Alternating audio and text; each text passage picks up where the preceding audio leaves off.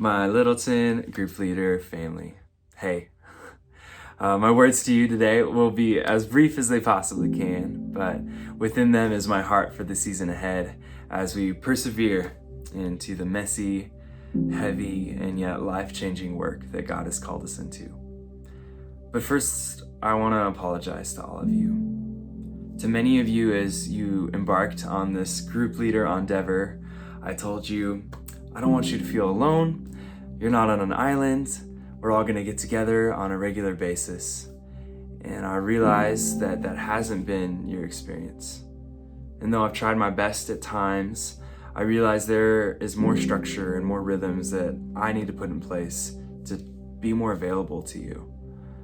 Of course, there's a lot that goes on at a campus level, and with outreach and the different hats I might wear, I could try and justify excuses, but the fact remains is that I haven't fought to be there for you in the way that I long to. I know I can't be all things to all people, but there's part of me that wants to show up strong for you, full of all the practical and spiritual wisdom for you to feast on. But here I am, as I've all too often been, depending on my own strength, relying on my own efforts to be this great leader for you, to have the thing to say. And when I feel like I don't have that, I'm silent. These are insecurities and anxieties that I've let seep into my leadership, and that's what I want to apologize for. Today God brought me to the story of when Jesus feeds the 5,000. And of course, he didn't perform that miracle with an army of catering companies, right? No, he did that with the meager lunch of a young boy. And he reminded me that, what God has, right? What he has is always greater than what I lack.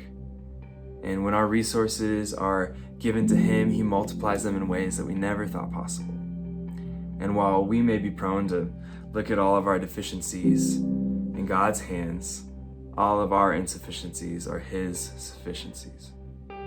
Author James Boyce would say, what makes a gift, a talent, or a resource great in God's service is not the size of the gift, but the size of the hands in whom it is given. It can be so easy to give God our strengths, but it is so much harder to bring him our weaknesses. But God's glory shines the brightest against the backdrop of our insufficiency and inadequacy. And so, I'm not always going to have the thing to say, but I can sit with you. I can feel it with you.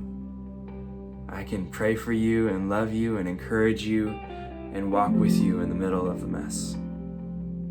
And that's the posture that I want to have as I enter this next season. I can still show up in all my weaknesses, confident knowing that God's power will show up perfectly. So may I encourage you to do the same? Not in some kind of downtrodden false humility sort of thing, but a hopeful dependence and a powerful realization that God is all we need.